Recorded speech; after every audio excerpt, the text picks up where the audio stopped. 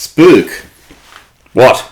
can you believe someone is accusing us of being bought out by Mark Corder? What?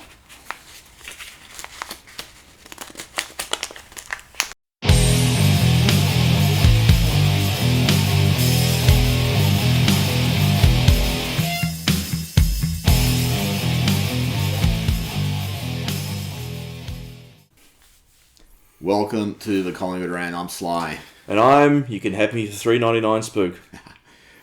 First game with the new coach, Robert Harvey. We got a new coach. We have a new coach. Oh, well done to Collingwood. How quick was that? They got a new coach. A caretaker Fantastic. coach. A caretaker. Let me out, since we're on the caretaker. What does that mean? He looks after the lockers?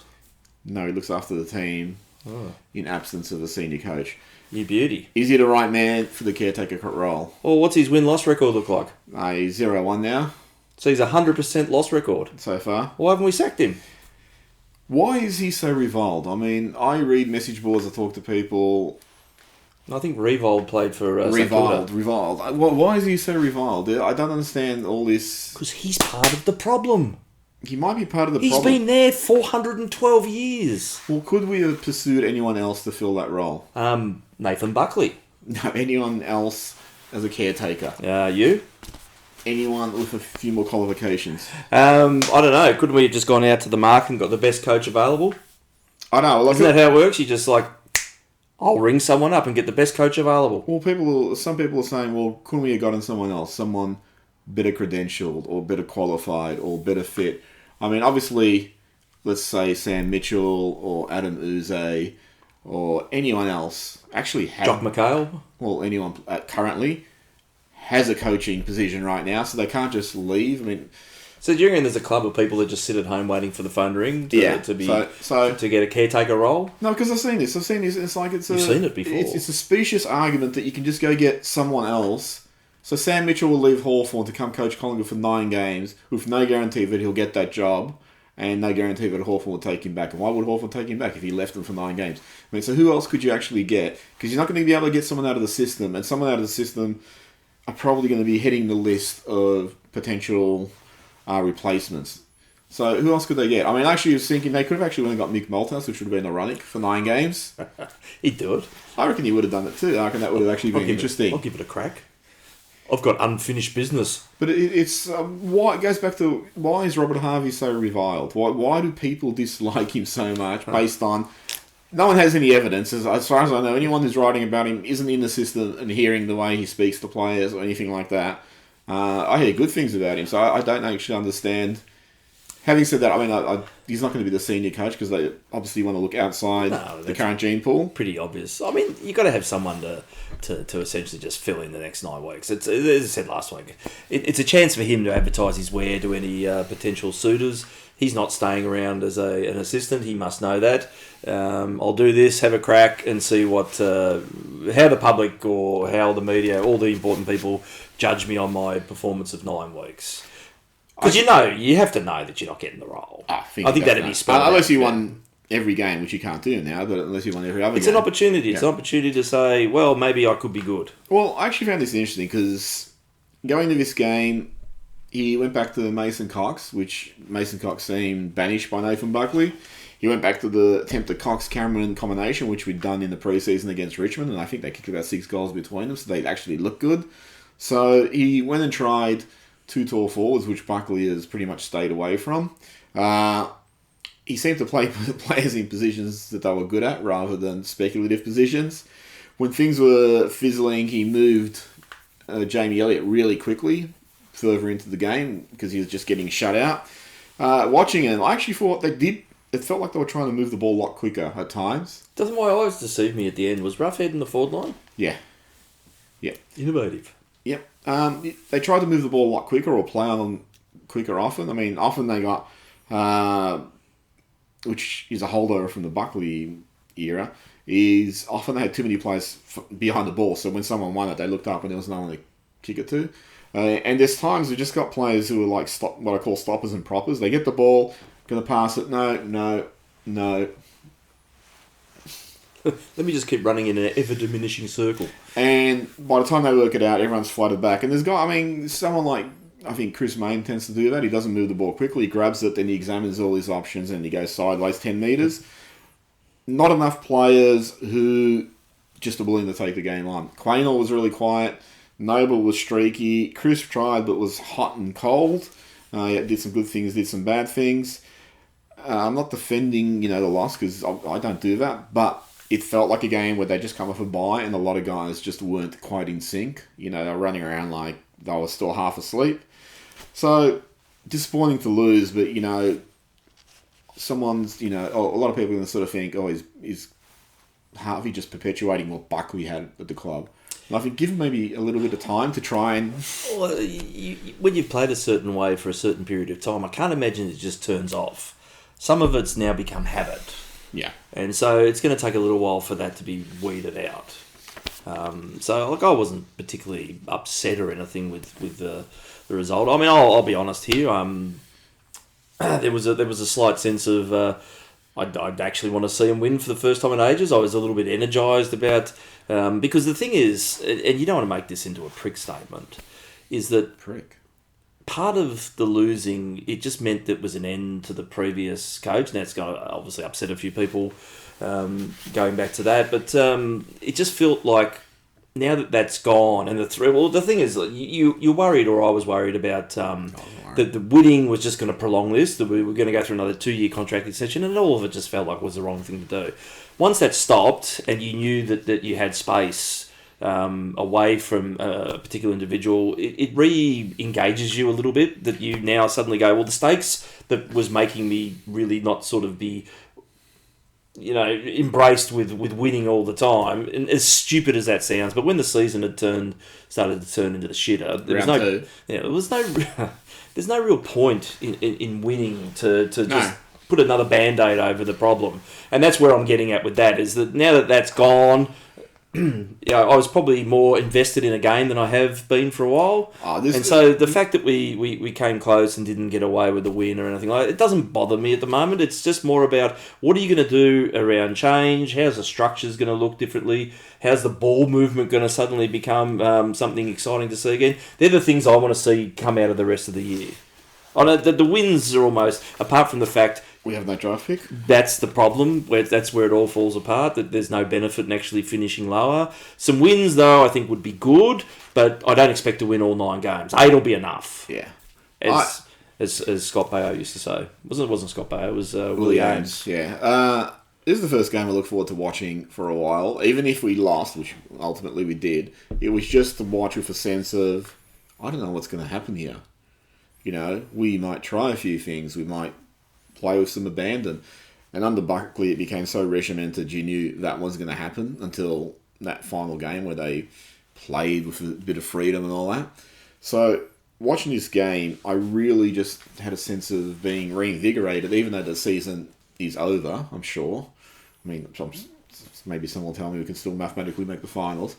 But knowing that I didn't have to face a framework that had been hammered into place over 10 years, and we should asphyxiated the way we played out for every year but one, just thought, I'm going to enjoy watching this. And I did. I mean, I hated that we lost, but I actually enjoyed it. I think I think Harvey's getting criticised for really just sort of cloning Buckley style, but actually there was things I saw which I thought, what, I'm interested to see what happens next. I don't want him a senior coach simply because I want him to go outside that gene pool. I hope he goes on and does well for his own career. With the deficiencies that we have there's no instant fixes. You're not just going to ring up a centre-half forward on the weekend and say, do you want to come and play 8 games for us? But we might ring up a ruckman and go, do you want to play centre-half forward? So you dealt the hand. What's the saying? You've got to play the hand you dealt. And I mean, unfortunately for Harvey, he went into this week. I mean, someone will say, oh, well, look, we played well against Melbourne, now we didn't play well. But it's like, well, hang on, you now lost your All-Australian centre-half back, and you lost to Goey, who was a pretty instrumental midfielder, for a suspension. So he went into it. And then he lost McCreary to a hamstring in the first... Who's out for 6 weeks. Can you believe it? It's just a normal thing for a hamstring. Yeah. I think at Collingwood, whatever injury you have, you just double the outcome. You triple it. So... apparently he's going to be okay for the end of season trip, though. Great. Where are they going? Like Sandringham, Springvale? Forward line. Nice. They're going to forward line. To the forward line. Yeah. An uncharted territory. Let me ask you something. Do the umpires have a club, and this club would be called "How Can We Fuck Braden Maynard with a Block" interpretation? I think it was remarked in the media. It's true that he must be the first player in the history of the game to be impinged for a front-on charge where he didn't actually make contact with the other player. That was a fucking hard thing to watch. Let me address this to the AFL, should you be watching, as I know you are. AFL, you are a fucking moronic organisation. You run around with this big commentary on duty of care of players not getting hurt. But for that rule, you must run and keep your eyes on the ball. And who gives a fuck if you run into a train? Keep your eyes on the ball at all times. God forbid that a player might stop, check where he is before he runs into traffic or anything. No, just run blindly and get fucking hurt. And then we'll hear like... You took your eyes off the ball, mate. Yeah. It's fucking ridiculous. And as far as the Maynard one goes, geez, that was one of the worst decisions I've seen. There was the other one, the early one too, which wasn't a block. I think it was Quain who kicked out of defence, and the Fremantle player was just running past and intercepted it. And you ran within the protective zone. You ran like 2 metres away from Quain. There should have been 10 metres clear. They got a goal from that at a pivotal time. And some of the umpiring was fucking deplorable. Honestly, you cannot keep excusing poor umpiring when it's that bad. If you had a player that did something that bad, you'd be going, well, I don't want to see him again next week. But apparently for umpiring, it's fucking fine. I have it on good authority. It's because of COVID. Well, naturally. Mason Cox, keep a flick.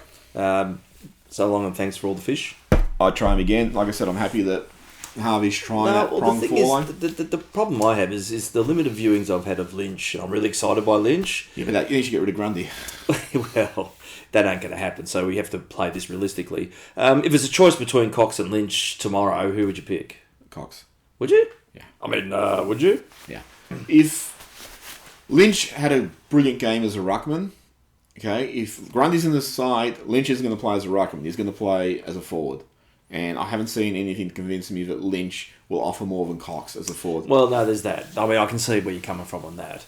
But all I can see is some of his sublime little tap work in the last couple of weeks. He dominated the VFL game, best on ground. He's clearly got weapons there. Now, I'd rather, at this stage of their age careers, lose Cox rather than fatten up someone and get a second-round pick who could be good. I'd rather invest my time over the next few years in the Lynch basket than the Cox one. And that's not to say I don't hate Cox by any stretch. I still think long-term value... long-term value, Lynch is the better prospect. Yeah. Now, the question is, can he play forward? I mean, the question is, can Cox play forward? Cox is always going to miss. But in terms of if you're trying to win games or if you're trying to pump games in the kids of the future, don't be playing Lynch rather than Cox. But from purely structural point of view, I'd be playing Cox. Again, I mean, you didn't have a great game, but again, delivery and all that sort of shit. Talking about Cox? Yeah, Cox. Yeah. And you look at that game, I mean, there's a lot of players. Quaynor was quiet, Dacos was quiet, Poulter was quiet. There's quite a few, Elliott was a lot quieter and all that. So I sort of get annoyed at these games where you lose and then someone will just zero in on one player and go, well, that player was terrible. It's like, well, hang on, there was about 15 other guys who weren't that great. So maybe there is something about coming off the bye, they weren't quite into it. I think the thing that disappointed me with Cox was those gettable misses. Yeah. That's, I think, where you get tipped in, that's a bad thing, in the frustration stakes of that. Yeah. And it's easy to look back at, and everyone always looks back at those isolated moments. You can have a reasonably good game, but people will fucking hone in on the three things you did wrong. Yeah, I agree. People are idiots. Final thoughts about the game? I haven't been able to say this for a while, but I'm looking forward to seeing what happens next week. And I think that'll probably be a staple for the rest of the season. Yeah, good on them. VFLW side finished the season undefeated. Oh, good on them. Playing... Don't they do this every year, though? They beat Geelong in the last round. They're going to play Geelong in the qualifying final. Oh, how could this possibly go wrong? Yeah. Apparently, Don Pike is firmed as coaching favourite. I don't know where that comes from. Oh, there's about 48 firm favourites. Yeah. Voss was one I heard. Voss is a firm favourite. I don't know where that one came from. Probably from Voss. I'm a firm favourite. And this...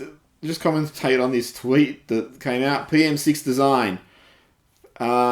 He tweeted the Pies membership, which, do they respond? Hi there. After the board sacrificed and sacked my man, at NCB _ CFC so that they can use the excuse of finding a new coach to not be forced into an EGM. I'd since like to cancel my membership of 17 years. Thank you, Collingwood Football Club, for the last 17 years, as you were. Was that signed E. Maguire? No. Thank you for the last 17 years. Well, thank you for like 1 year out of that 17. And then Nathan Buckley came out and said, "Don't do it, mate. Club is bigger than any individual.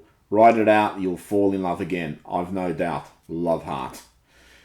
What do you think about that? Because Buckley is being called magnanimous to show that, I don't know what you call it, kindness, that generosity. What did E. Maguire write back with after that? Was there a follow-on? Please make me president again. I could have been a contender. Big fan. Yep. Were you going to say something? No, was there a reply back? Well, what No, happened? I didn't read any further than that. Did he resume his membership? Because I don't care. If you want to give up after 17 years, all I can say to you is good decision. Levi Greenwood retired. The pig. The pig. The pig's gone. The goat retired. The pig's flown the coop. Thank you, Levi. Always loved when you were in the side. Was that from NCB FC? I always loved Levi Greenwood's hardness. I always missed when he wasn't in the side because he lacked those sort of players. He had that mongrel about him that makes you feel that players around him are standing taller. Yep. Collingwood St Kilda is being scheduled for 3:20 p.m. Sunday at the MCG. Is that COVID pending? No, it's been scheduled, so that's fixed. What if 3 people in the state have a runny nose? Is the whole competition cancelled this weekend? Possibly. I don't know where it all stands anymore. Jeff Brown said we weren't getting gun slots, and look at that, 3:20 p.m. Sunday. How gun a slot is that? That's a gun slot. So McCreary's out for 6 weeks. McCreary's out for 6 weeks. So he's not playing this week then? No, he won't be playing. It's 6 weeks from today? It's not 6 weeks from next weekend? He's not playing again for the whole year. Because it's hard to tell with Collingwood hamstrings. They're finicky little... Finicky little... Just making up words now. Oh, it's a finical world. Apparently everyone in reserves had a great game, so you can bring anyone up. Will Kelly... kicked 3 goals, I believe, yeah. I think. And Liam McMahon. Gidevan begin again. He kicked 3. I think everyone kicked 3 this week. Henry was great. Yeah, we kicked. What mighty VFL side were we playing? I don't know. I don't follow us that closely. It was Frank. So I don't think they're really good, are they? I don't know. So we kicked 66 goals apparently. Who, what, where? St Kilda had that great win against Richmond, who were finished. It was a good win. Richmond have finished. Yeah, 2 goals for a game. I mean, seriously. Bucks was probably sitting there going, I could have coached the win over that. There's nothing wrong with their scoring rate, he said. If anything, they scored too much. Watch that game. St Kilda actually look really good. Who, what, where? They've been inconsistent this year, so we don't know what we're going to get next week. Not next year. Well, next year we don't know what we're going to get either. So what do you feel about going into this game? I'm looking forward to it. That's about it. What's your tip? 80 points? I think St Kilda will win by 80 points. Unless we win by 80 points, which is a 160-point turnaround. So we'll get De Goey back. Yeah, are we getting anyone else back? No, we'll get De Goey back. That's it. Is that what we got to look at forward to? this time of the year, injuries are season ending for Collingwood. So you sure he's coming back then? Well, he's come back from suspension. Well, that's season ending at Collingwood, isn't it?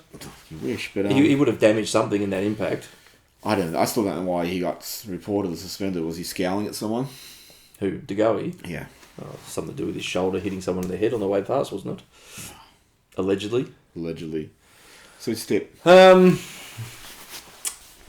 That's the hard thing is to read what the forward line of the Saints is. They could be on a high after their big win against the reigning premiers and destroy us by 80 points, or they could just turn up and be average and we'll run over the top of them. I think this could be against his old club. This could be Harvey's. This could be the making of Harves. Ooh.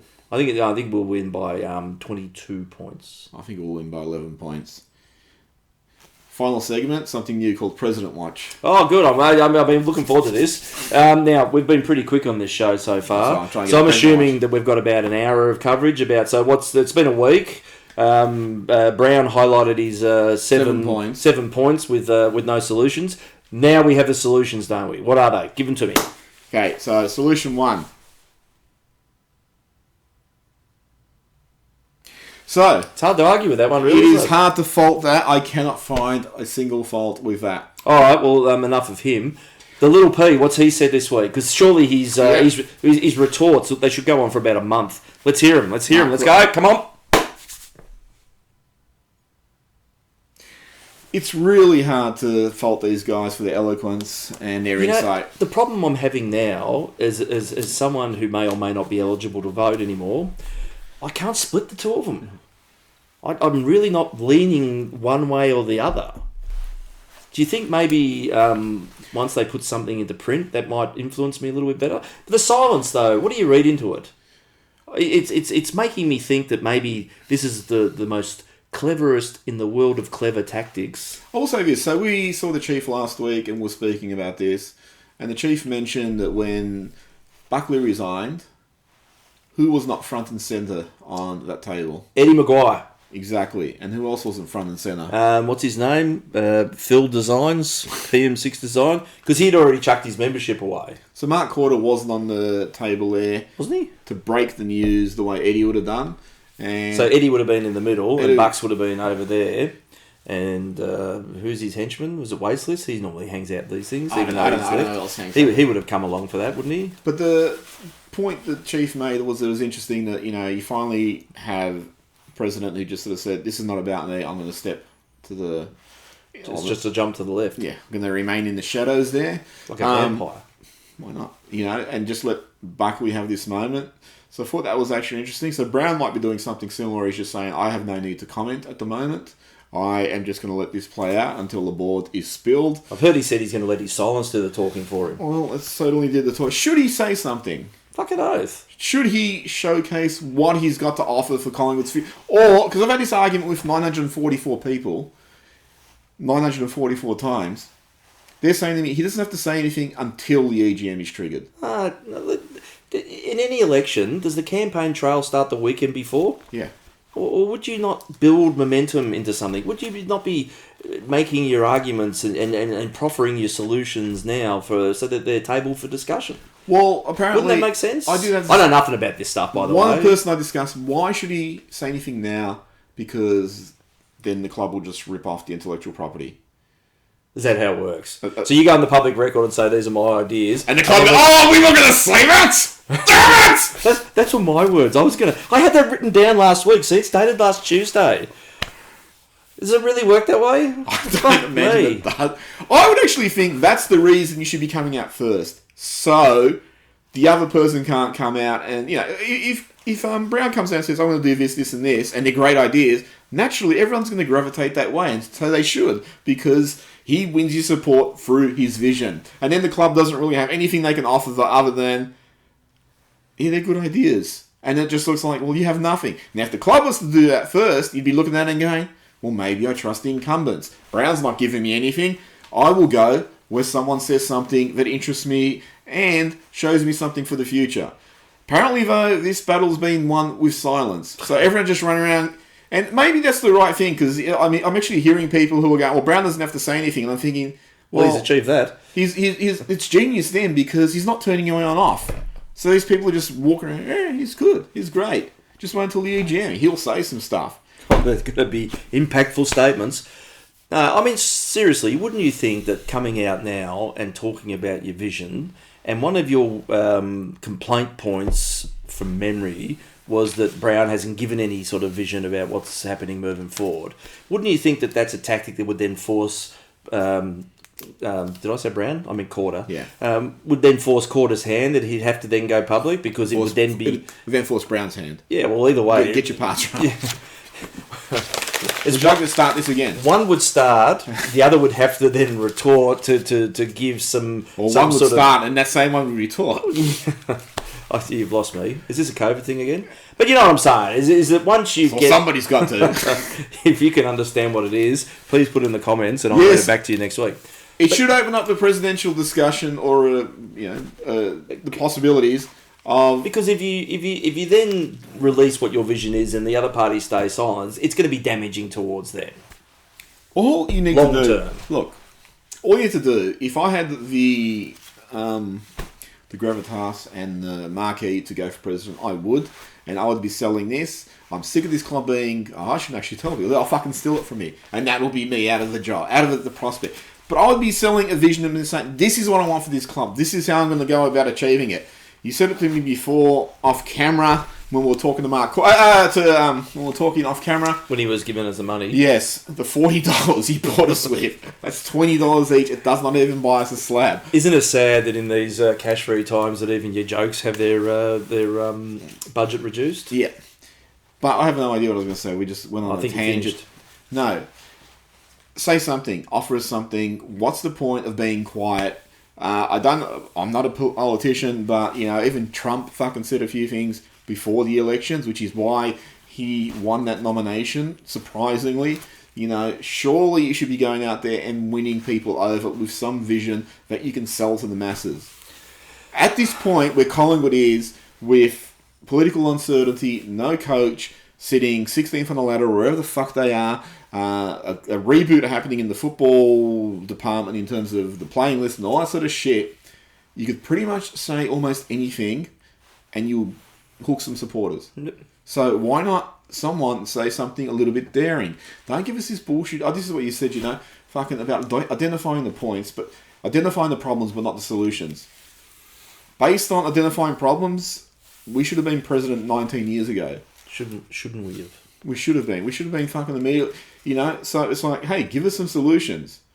Fucking Brown says, the indignity of sacking the coach mid-season. It's like, well, everyone fucking does it. So maybe you tell us what you would have done that would have made that situation more palatable. And the thing is, too, there was a perception out there in the supporter base, as much as they had their supporters, Eddie and Buckley, there was plenty of people that had enough. And so when they fell on their swords respectively and left, a lot of the angst travels with that. But Ned Guy and Jeff Walsh have also gone. And a lot of the problems with the club, the things that you were calling for to be removed, have gone. So what's left? There's just attacking the board now. And obviously Corder's an issue because he's been there 14 years, so it's like... I don't disagree with that, but you're running out of things to attack here, is where I'm getting at. And so it's in their interest at this point, because anything you would say would be a problem seems to have been removed, and new solutions are the opportunity that you're going to bring in to fill these positions. Yeah. That's all that's left. Yeah. Well, So wouldn't you talk a little bit about my vision is this bloke here, and he's going to be really good at doing this, and these are areas of the club we think need to improve. This is what we're going to be investing our time into, these type of people. Maybe they don't have a ticket ready. Maybe they're stalling for time. Well, even though they don't have a ticket ready, he's got to have a vision. He should have a vision. But they both should have visions. But surely you've thought about this up until the point you've made the statement. Well, I think if I'm the right person for the job, I've got some ideas and I've got some people behind me. Yeah. So shouldn't that be declared sooner rather than later so people can get warm to the idea? We know what we've got with the incumbents. There's a lot of angst still around elements of that, but you know what you've got. They're tangible entities. We don't know what's standing over here beyond the name Jeff Brown. But both groups should be saying stuff. Absolutely. Paul Acura said quite a bit in the article that was on him about the coach, the exhaustive process they're going to go through and all that, which is great. It was like, okay, there's something. Quarter said he was going to be a little P president in an article, so that was a joke that Eddie was a big P president and Quarter's going to be sort of low profile compared to what Eddie was. Maybe that's what he's doing. He's just going, I'm going to fly totally under the radar, even though it might cost me because I want a different Collingwood than what Eddie wanted. Problem with Quarter is, from the start, when he started speaking, he was framing things as, what David Hatley's doing is a coup and doing all the apologies. So that wasn't great. No, that just agitated. And if he actually said from the beginning, hey, I'm going to talk to David Hatley, let's hear what he has to say, I think a lot of people would have been won over to Quarter. But he went sort of on this wheedling type attack and all that. Probably the best thing I saw, I don't know who wrote it, whether it was Quarter or someone else, is when they actually rebuked Brown with the club statement. I thought, well, that was pretty cool. Shows me a bit of spine that, you want to be running your club. Brown on the flip side, again, if I don't understand why you wouldn't reveal your vision. It's not like the club's going to pinch it, and if they pinch it, then you can say, well, they stole my vision. If I was Brown from the moment I announced the presidency, I wanted to be president, I would have said, well, these are the issues. Straight away, not a couple of months later, I would have said straight away, these are my issues. And then I would have started dropping things. I would have started, this is what I want to do. You know, I don't want the club to elect the coach unless I'm involved in the decision making, because I might be the president and I have strict requirements on who I expect that coach to be. I want this. You know, I would have been simple stuff like, this club's having an appalling injury profile over the last 10 years. I'm going to fucking examine that. I'm going to conduct an investigation. I'm going to bring in some bloody medical professionals and all that sort of shit. We're going to find out what the fuck is going on. If it's one thing or a combination of things or whatever, we're going to fix that. You tell me that, I will go worship your fucking feet. Because I'm actually hearing stuff about problems we've whined about for years, but this person's now going, oh, here's some things we're going to do to address that, rather than letting the guy say, we're going to build a $67 million medical facility to fix them after we've broken them. Yeah, I mean, that's some of the stuff that bugged me with the quarter responses too. And again, look, one of my biggest issues is that the club's its inability to read a room has been there for everyone to see.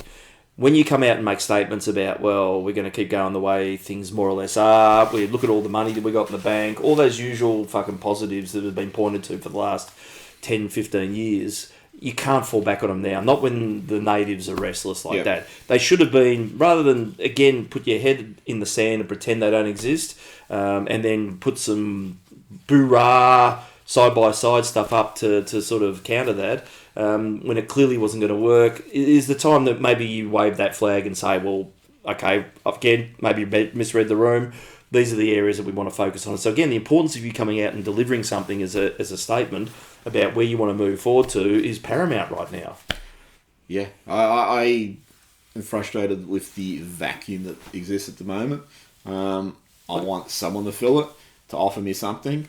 I mean, Collingwood supporters are sort of desperate right now, so we'll grasp at anything.